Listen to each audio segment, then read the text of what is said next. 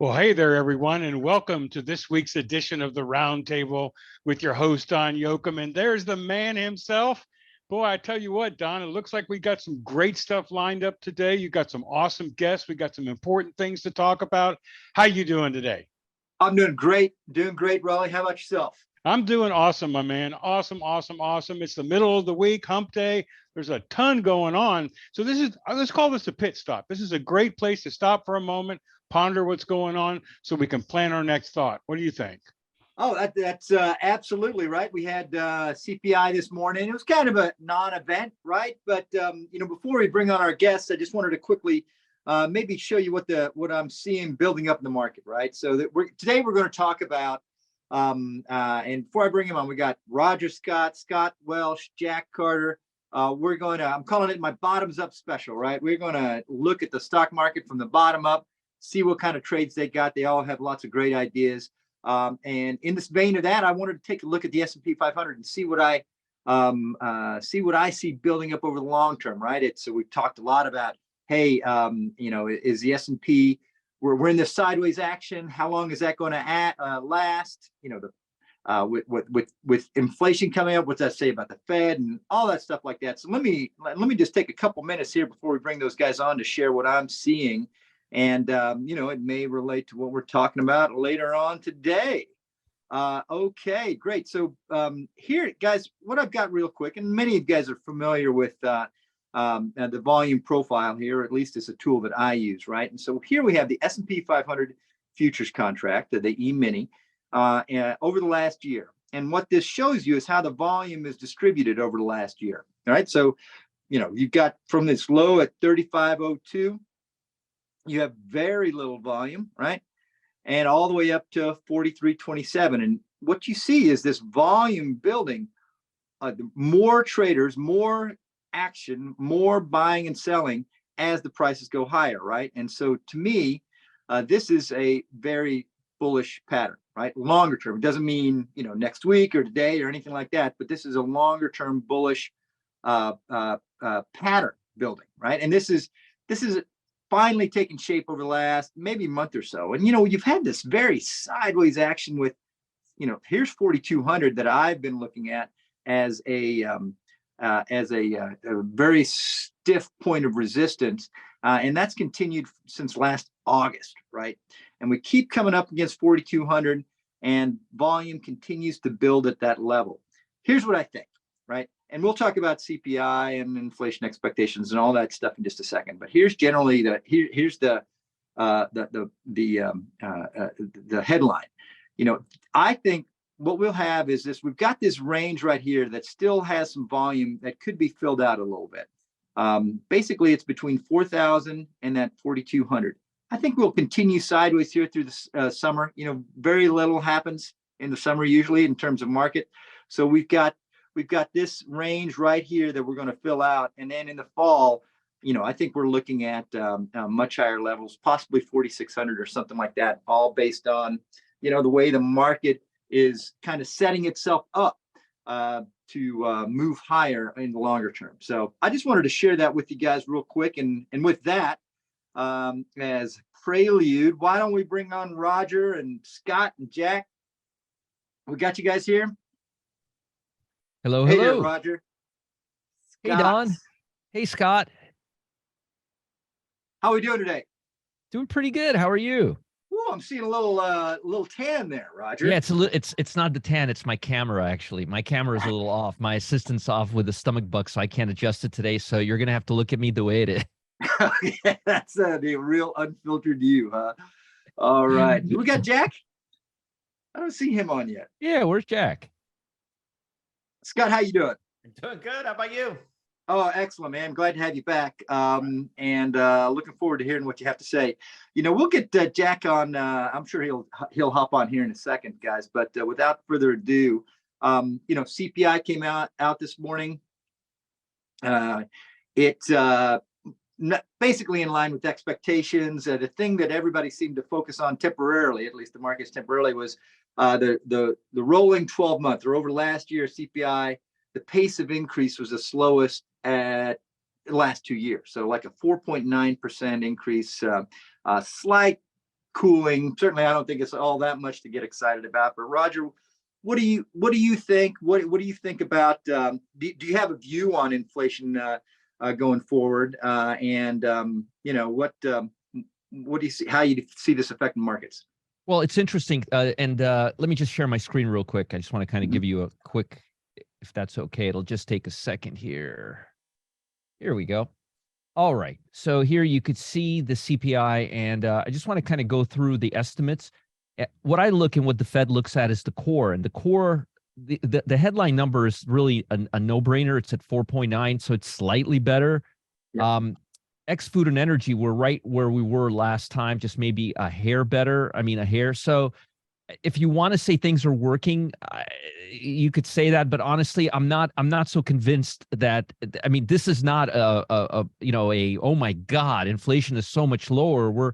We're done with this thing. I don't see any of that at all, as a matter of fact. And as you all know, this is a very this data lags, and it's subject to revisions.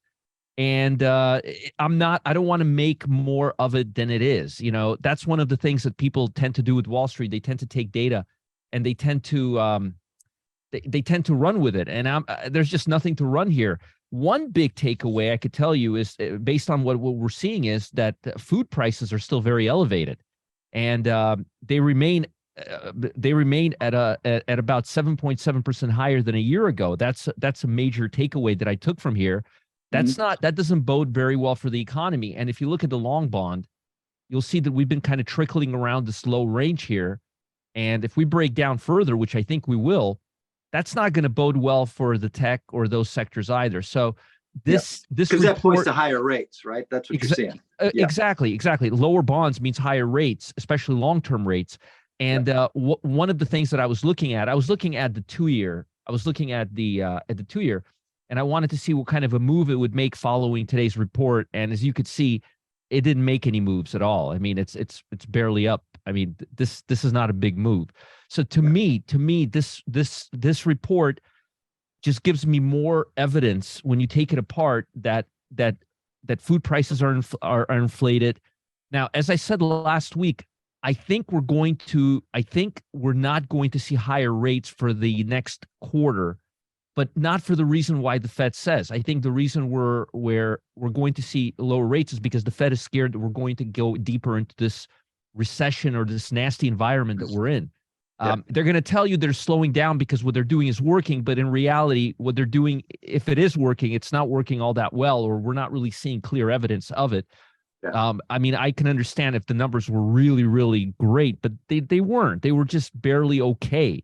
And I don't want to bore you with all the nuances and all details. I mean, but cost of shelter was the largest contributor to the monthly all item increase. Rise in used cars and trucks, gasoline is still very much inflated.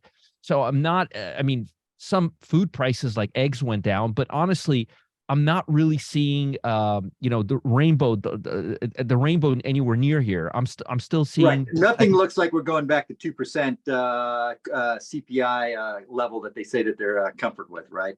So, and regarding interest, I was looking at the long bond or that 10-year Treasury futures this morning, and I was seeing the same sort of thing. Looks like a higher rates trajectory over the next few weeks, possibly. I find that kind of interesting. That could confirm well with maybe an S&P that's kind of reached its top end of the range over the coming weeks and could back off a little bit. Scott, what do you think? What's your read? Yeah, I mean, I think Roger's got it right on. I study all the big moves, the big bull markets. That's fun to read those books in my spare time. If you go back to the 60s, the 70s, the 80s, and 90s, and there have been a lot of massive runs, and especially the .com back in 2000. If you look at those, there are so many economic factors, right? I mean, economics is so complex. However, if you look at them, the rates weren't rising through the roof during these explosive bull markets, right? It wasn't going from 3 to 4 to 5 to 6%. And meanwhile, we're having the best bull market of all time.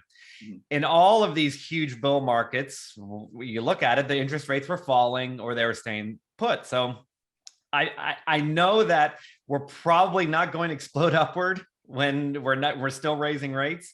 And it just feels like everyone is so desperate, like the bulls and everyone else is so desperate to get back long that you look at this non-event, like Roger said, and it's like, oh, can we, can we get in now? It just seemed very tepid. I mean, I'm glad it's not worse, but really, I'm going to let the charts probably show me the way. There's going to be tons of breakouts. I have alerts on, 250 growth stocks, and I just let them come in. It's kind of like a noise meter. And it's, if I get breakout, probably two things are happening. Stocks are breaking out, but also the rates aren't going higher. So I'm just waiting to see. I was hoping for a good. It wasn't really that great. I feel like we haven't really learned much from yesterday. I feel like we're all just kind of in the same pattern. I think what Scott just said was a key word. We didn't really learn much from yesterday. You're right. Yeah, not a whole lot of new information. Let me before we move on to kind of getting into, you're gonna share screen. Let's see, can somebody unshare, or is there? I'm sharing. I'll unshare. I'll stop sharing. Raleigh, There you go. There we go. All right. Just a couple things. So this is the way I'm just going over the way the market reacts and what it's saying. Just a little bit more on inflation and that sort of thing, inflation and rates, before we go into the stocks you guys got that you're looking at. But I've covered this with you guys a few times, and this is the Fed fund futures, how they price in. You can look at the options market and you can figure out what's the probability of a rate hike, cut, all that stuff like that. In June, the next meeting coming up in June, let me compare.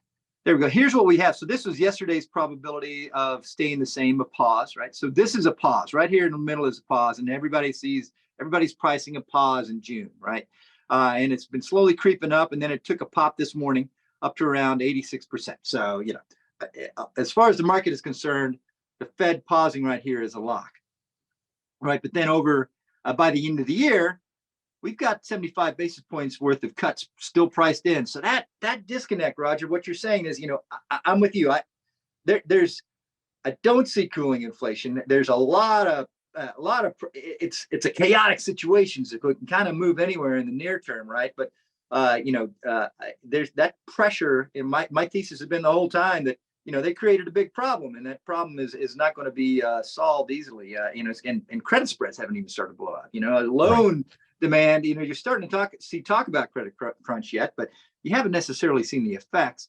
But the markets, everybody is pricing in this kind of lower path of rates, which would certainly be explain why the S&P is starting to look very bullish. Not that it'll, which means that if they get disappointed, the subsequent sell-off is going to be even more severe, right? Right. And there's a couple ways to look at the way the markets are pricing in inflation directly here on. It's called break-even inflation rates between inflation-protected bonds or TIPS and nominal bonds. And here we have over the last. What do we got? Let's see. You can see that these inflation expectations have been steadily moving lower on the 10-year. On the 5-year, they continue to go down, although they creeped up just a little bit lately here. And here's I found this very interesting. University of Michigan inflation expectations, right? So they send out the survey, ask participants what they think, and it actually peaked back in March of last year. So since the last year, those expectations have fallen and now are rapidly around to 3.6%. I guess that's just, I'm saying it's a very confusing picture out there. The market is really pricing in lower rates, and I don't know that I agree with them, but we'll see where that goes. Anyway, that's what I wanted to share right there. Oh, here we go. Jack, how are we doing? I'm doing good. How you doing, Don? Hey, Jack, how are you? I'm doing excellent, man. You, Roger? We got Roger back from sunny Puerto Rico. And we just finished up talking about inflation, and now we're going to move on. We're going to actually, Jack, before we move on, any comments you got on CPI this morning, the release, rate trajectory? What do you think that means for markets? Anything you see? I don't see anything. Nothing new got this morning, right? I'm blind and deaf right now. Right. Well, fair enough. Or you're paying attention to the right things. I mean, that could be good too. Is the thing about it is it Powell looks in the rearview mirror all the time. You know, Yeah. he's got to have some kind of forward-looking thing to add to his lens. You know, the guy's a problem, really, and it's unpredictable what he's going to do. And you know, he's trying to just get a hold of one thing, inflation, and that's like trying to, you know, just grab at one thing when you got all these other things around it. You know, and so I'm done with all that. I'm done, like I said last week. So he's kind of in like one of those You gotta love dollar Jack. wind, you know, those chambers where they give dollar bills flying around, and he's trying to grasp at them, and you can't focus on any of them. No, I'm done with it. I'm making it easier on myself now. I'm going back to what I was doing before, which is, you know, not sticking my head in the sand, but keeping my eyes out of the paper and my ears off the TV and the commentary, because nobody knows. We are in such uncharted water that 100%. you know, this market we have right now, you know why it's not moving? Because nobody knows what to do. Yeah. They don't know where to go long, where to go short. They don't know if they're on foot or on horseback. And It's the most confusing. It's the most confusing economy I've seen in probably 30 years. I mean, it's something. I mean, I agree with Jack. I watching all that stuff makes me dizzy. Does make me dizzy. And here's the thing that really makes me dizzy. You know, we got exactly 3 more years of Powell. Oh God, you had to say that, didn't you? You had to ruin my morning, didn't you? So, you know, I react now. You know, this reminds me of my days boxing. You didn't have any film on a guy. You didn't know you couldn't predict what he was going to do. You just went in and had to react to what he was doing. Yeah. You know, to your thing relative to what he's doing, reactionary. That's how I'm doing it. I'm I don't believe in anything I read anymore. These guys don't know anything. Like I told you last week when I was on Barron's, which I canceled my subscription, they got one article saying that the S&P is going to test it, break through its low, and you turn the page and another guy, maybe even the same guy's talking about how the S&P is going to hit a new fresh high here in June or July. I mean, man, I can get that kind of crap from my grandson. I don't need professionals, you know, this. You know, Jack, I was reading Seeking Alpha the other day. I like Seeking Alpha, and on the left side there was an analysis. The first article was why AMD's going higher, and the second article right below it was why I'm selling all my shares in AMD. No, I swear to you, I almost took a screenshot of it. I've never seen anything like that. Me neither. Yeah. Never seen anything like it. These guys, you know, the papers don't know what to publish. People don't know whether to look at the debt ceiling. What a joke that is, Raj. Yeah. You tell me, you know, everybody on here knows they're going to resolve this thing. There's no way they're going to let this debt ceiling rock the market any more than they're already rocking it. What do you think? They're going to resolve the debt ceiling? Of course it's going to be resolved. That's why I don't get into politics.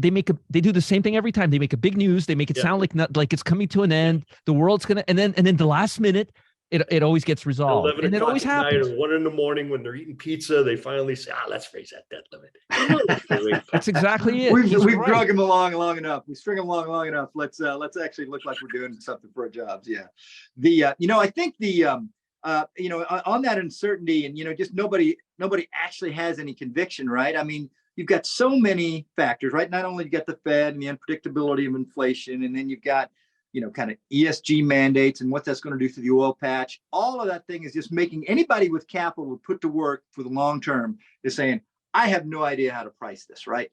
And so you get a thing you know, you basically get a market listing around on not a whole lot of conviction, not a whole lot of volume, just a lot of churn. And, you know, but I think that unpredictability is just all over the place. We're not even sure about volatility, right? It's still at low levels. So I hear you on that. Well, with that, then, I appreciate that, Jack. Glad you were able to join us. Scott, oh, no, I'm sorry. I wanted to go to Roger first. Roger, why don't you talk about some of these earnings? So we're coming to the tail end of earnings now. Most of the big names are out, I suppose. You've got some views on revisions and what sectors you think are vulnerable and some other stuff like that. I'd love to turn it over to you right now. And why don't you tell us what you got? So let me tell you, I took some notes. I want to read you these notes. There's some good stuff here. So about 85% of the S&P has reported so far, and no, it hasn't been Armageddon. It's been actually a lot better than expected. On the contrary, it's been the best in 13 years, according to FactSet. Now, it's so good, not because they're good. It's so good because they've been beaten down with a hammer and a nail about 50 times on their head in the last year. That's why they're good, but they are better than expected. 79% have reported positive earnings surprises, way above the 10-year average, which is only about 73%, and above the 5-year average, which is 77%. Don't get too excited. As I said, they've been beaten down to death. Now, they've become masters at sandbagging, or they've become too conservative. It's one or the other. Nonetheless, this has been an impressive quarter compared to the others. Among the 15% left, we have AI, NVIDIA, which is going to be reporting on the 24th, which is about 2 weeks from now. Importantly, besides the 79 of the 85% that have reported earnings, which itself is a pretty solid number, the magnitude of beats is also very, very high. Initially, analysts have estimated earnings a decline of 6.7%, and so far the decline has only been 2.3%.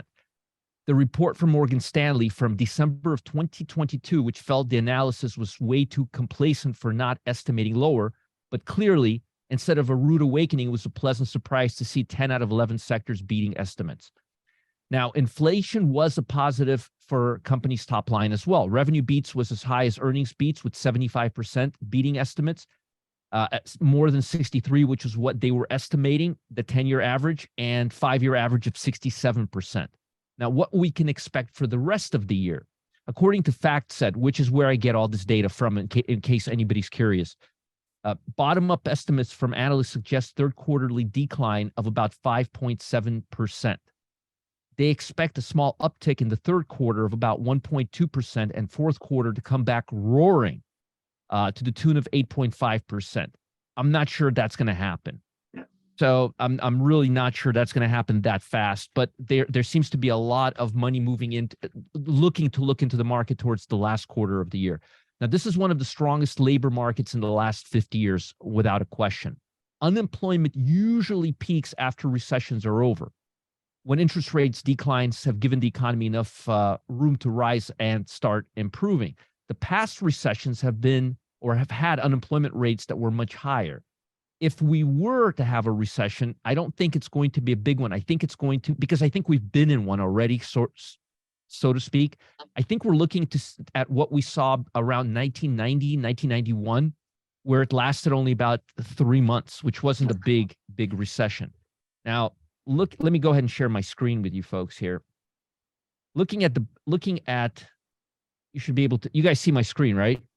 Yeah. And Roger, Okay. I just, we spent quite a bit of time on that conversation. So maybe I'll give you about 5 minutes or so here, and we got to move on to Scott. Yeah, no problem at all. That's all no problem. Just to show you the sentiment on the index right now. If you could look at you'll notice that most of these, the 50-day and the 20-day, these are the swing trading oscillators that we use. You'll notice that most of them, aside from consumer staples, which is my favorite sector right now, most of them are at or below the 50-day moving average, which means there's less. That means stocks are trading lower than higher, which is also telling me, when you're seeing this, but you're seeing so many stocks near all-time highs, you're telling me that that there's very few stocks really driving the market higher, and that's a major issue. Now, looking at seasonality, which I'll show you guys right now. All right. This is the seasonality. This is from all the way from April till the middle of May. So you would want to start looking at it right here towards the end, or towards the middle of this chart, or the middle of the range. But just to give you an idea of where we're at right now, let me just bring that up a little here. Here we go. Look at the bottom here. That's the S&P as a whole. You could see here that we're expecting a few days between, say, 10th, 11th, and 12th, which is today, tomorrow, and Friday. We're expecting very choppy, not really up or down, and then it picks up really well towards the beginning of next week, and then it dumps at the end of next week. So we have a lot of choppiness. The only sector out of all the major sectors that's looking really good is the consumer staples sector. And you may notice across the board, across my positions, I'm mostly in consumer staples right now. The other sector that looks really strong is also utilities.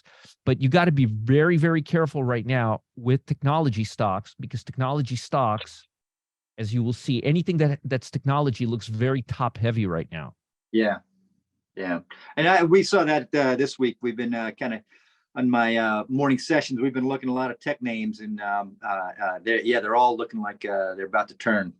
Yeah, if you look at communication sector, it's breaking away from the high. If you look at technology, it's breaking away. Oh, actually, it's not. It's actually still up there, but it's very, very choppy. It hasn't really been moving higher. And remember, earnings for large cap tech are done. And here's what I wanted to say. If you look at SMH, which is semiconductors, which is about half of technology, it's not really looking all that great either. It looks like it's moving back down in a trend. I think what we're going to see is this for the foreseeable future in the market. I know a lot of people are looking for breakdowns, but I think we're going to see a lot of consolidation. Yeah.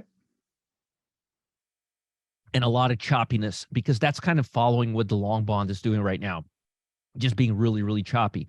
So I'm not expecting a lot of directional bias. I'm expecting more consolidation, more choppiness, and more uneventful activity for most market participants. The three sectors that I'm really nervous about right now are tech, communication, and consumer discretionary. And one of the reasons, as I mentioned, is because the bond market is starting to get a little bottom heavy. And if that's the case, that's going to increase yield on treasuries, and that's going to push technology lower. That's about all I've got for today, Don.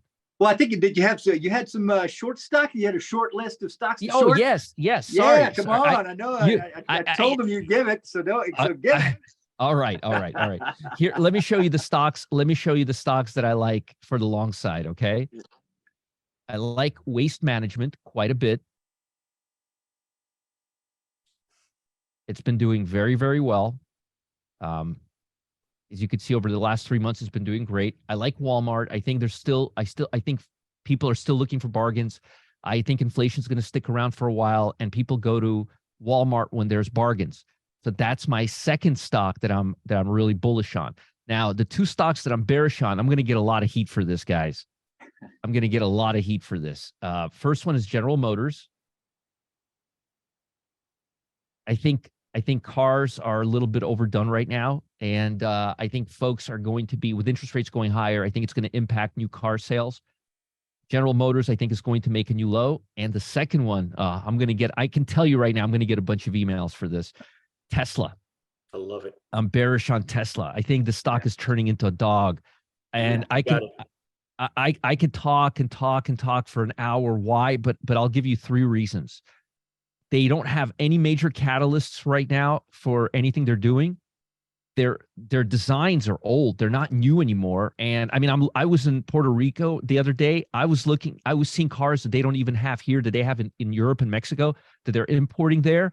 They've got so many electric cars right now that are competing with Tesla that are brand new. And you're talking about Toyota. You're talking about BMW. BMW just came out with a beautiful electric 5 Series. I've driven a 5 Series for 7 models, 7 generations. And that's just what I drive. And they have a brand new one I've never even seen, and it's fully electric. And I could guarantee you, before I go to the Tesla dealership, I would go to the BMW dealership first.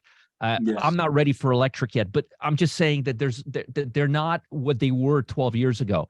It's kind of like American Airlines. It's like not American Airlines. It's like AOL. It's like AOL in 1990. They were sitting on top of the world. In 2000, nobody knew their name anymore. It's kind of like, I think that's where Tesla's heading. They're lowering their prices across the board. They're giving people more incentives. They're becoming more desperate. They're not turning into that research battery company fast enough, which is, I was hoping they were going to do that. And their self-driving thing just fell apart, which took a lot of credibility away from Musk. So that's my list for today. And Roger, as a matter of fact, what I'll do is I'll also post my extensive long and short list as other speakers are speaking. I'll give you my full long and short list for the next 7 days. It's going to show up in the chat in the next few minutes. Okay, folks? Awesome. That's great, Roger. Appreciate that. Scott, you had some, you've been getting a lot of emails from people. They don't really know whether they're going to miss out or if they're stuck or whatever. Names can be confusing. You got some ETFs you think that that are kind of some go-tos for everybody. Nice. Keep things nice. Kiss strategy, right? Keep it simple, stupid. Yes, keep it simple. Can you see my screen okay? Yes. All right. We're going to go through real quick because I know I want to hear what's coming right after me. But this is just a long-term view. We've talked about it a couple other times when I've been on, but this is just a long-term view, and I didn't make it up. It's stage analysis. It's a weekly chart. It's the 30-week simple moving average on a weekly chart. Nothing complicated. And the idea is that stocks repeat this pattern over and over, and you want to buy when it breaks out in stage 1, or you want to buy on pullbacks and breakouts in stage 2. Stage 3 is bad. We're going sideways. Stage 4 is bearish. That's it. Okay. Here is an example in real life. Mentioned it last time. Apple makes this, you want to be buying in stage 1 and 2, and then it rolls over. And then it makes a little mini, and then stage 1 and stage 2, and then there's a big stage 2. So that's just, it does happen in the real world. It's not just a funny little graphic. Yeah. And I built an algo. I'm a quant at heart. So I built an algo for this. Really, really simple. And this is if you traded Apple from 95 to 23, that's what the equity curve looks like. So you can actually just put rules on it, use a weekly chart, and stay super calm and not worry about inflation numbers. So here's the real world. Here are some things to consider on the long-term view. This is I buy, because you mentioned it. What do I buy? What stock do I pick? Well, this stock is going, but I'm going to miss out because this other stock is going better. If you don't know what to buy, if you're confused, that's what today is all about. It is just buy an ETF, put 4, 5, 6 on your watch list, and then just don't worry about individual stocks breaking out. You're going to make some, you're going to miss some, but if you just stick with the ETF, you'll be fine. So here's iBuy, which is just an online retail all put together in one package. Back in 2020, when we had a little bit of a problem, it went from 60 to 130, 140. The algo would have bought here, which is 5 closes, 1, 2, 3, 4, 5 weekly closes above the 30 simple moving average. And then you just sell when it closes below, 1 close below the average. So this made a huge gain. You would have only had to watch your chart once a week, but this is exactly the pattern that Stan Weinstein was talking about. Yep. And we're underneath the average. We're ready for a move. So you could just wait for iBuy to get above this average, and you might get one of these, right? If we ever do turn bullish. Another one, same type of thing, SPXL. It's just the S&P 3X on steroids. Here's our pattern. It broke out in the pandemic, made a big gain, and now we're above the moving average. The robot hypothetically would have bought it. So this is kind of a buy right now. You could wait for a breakout above these levels. But SPXL, granted, it's a 3X. Be careful, have stop losses. Don't risk any money you cannot afford to lose, whatever. But this one is kind of ready. Is it going to hit new highs? I mean, it's something to consider. You could wait, again, you could wait for a breakout there. Here's ARK, highly controversial ARK. I know Roger loves ARK. Not really, I'm kidding. But nonetheless, it did make a big gain. It might go to 0. We never hear about it again. But if you happen to like this ETF, it is just breaking above the 30, a breakout above new highs. Maybe we see it run again, or maybe you like this. This is short ARK. If you hate ARK and you think it's garbage, you buy this ETF when you think it's going to go down. It's a brand new thing. See this rise here? That's when ARK was falling off a cliff. So you could wait for this to break above the 30, which is we're a little bit a ways away from that now. But when this breaks above, ARK is doing terribly. So if you want to bet against ARK, you could wait for this to cross above the 30 and go. Here's online, which is just another online retail. Online retail is going to be big if it ever gets above the average. It's almost there. You can see a big win back in the olden days of 2020. You can see there's the Weinstein pattern, and it's setting up again. Yeah. Right now, love QQQ. It's right at the breakout point. We've closed way more than 5 times above. We've broken out above a level. This 320.75. I'm not big on tech personally in my heart, but I'm just showing you what the chart says. Is it going to make another run? This is the breakout level. If you're interested, keep your stop losses tight, blah, blah, blah. If you, though, don't like trading, and believe me, I like trading. I just wanted to bring this. This is buy and hold, which I don't love buy and hold at all. I prefer trading and using a system. Here's QQQ versus the market, SPY since 1999. Total return 628 for the QQQ buy and hold, 384. So you want to time it, maybe you can do even better, but the QQQ just destroys the market since 1999. I thought that was interesting. And here's TQQQ, another ETF, which is the QQQ on steroids. Big run when it broke above the 30. It's now below, and it's again right at another breakout. We've closed 5 times above, and it's at another breakout level. You could get in as long as you keep your stop losses tight and watch your position. But I thought this was interesting. TQQ buy and hold, again, don't love buy and hold, but versus the market since 2010, average total return from TQQ is 37% and the SPY is 12. So if you, I mean, you could, if you don't like trading, it's kind of a good buy and hold level, right? Again, I'm not advocating at all. Yeah, I don't know if I'd buy and hold a 3 times levered. Triple leverage index. your drawdown Yeah. with. I agree too. But you know, we're here to educate and entertain. So I thought that was entertaining. There you go. There you go. That's lots of action. Well, thank you, Scott. That's a lot of great stuff, man. You know, those longer term cycles kind of helps keeps it simple. So that's awesome. That's awesome. I'm sure we'll hear more about that indicator you built. I bet there's something there. So that's awesome. Jack. All right, man. Okay. What do you got for us here? I know that you know, people would love to see what kind of looks good to you right now, but there's a lot of other stuff too. So let's hear it. Let me try to share my screen. Mm-hmm.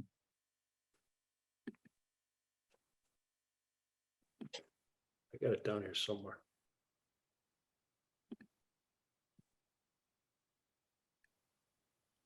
All right, can everybody see that? Yes, sir. Okay, so I'm looking at this in trend point, and you know, I don't like to predict things, so I'm just going to tell you where we are right now, the way I see it.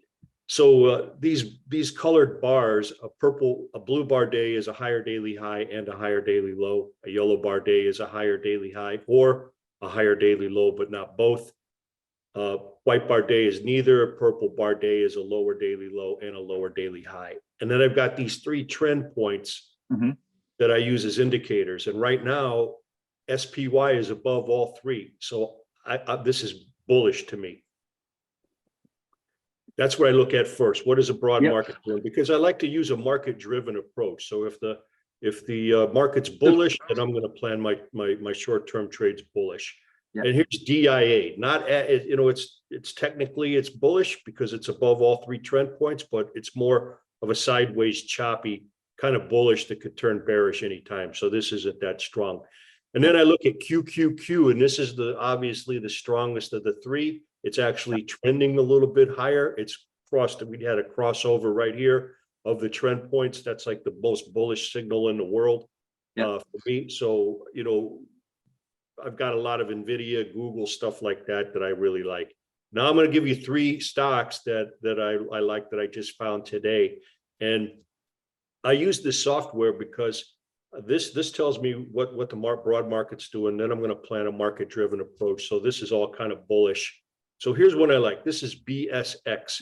It just hit a new high, and it's got 6 months of a real nice trend. You see this long-term trend point is sloping up. And you wouldn't think we could have this in this kind of market because there's not a lot of follow-through in directional trading, right? So BSX, this has been awesome.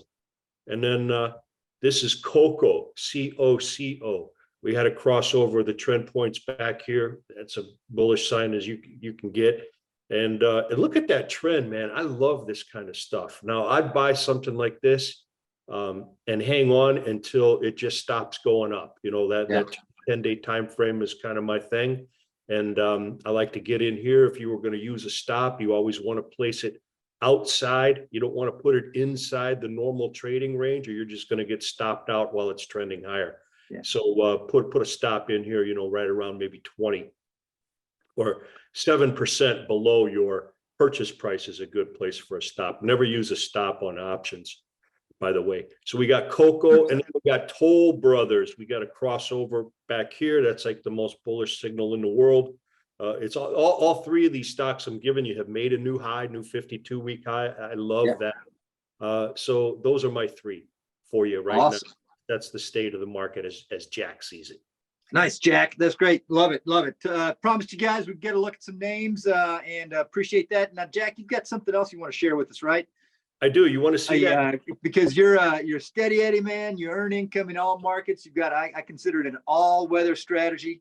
And certainly for the last few weeks, you're like, I'm just sticking to my screens, man. I'm sticking to the individual names. So what do you got here? Let me show you what I got. Yeah. If I can find it even.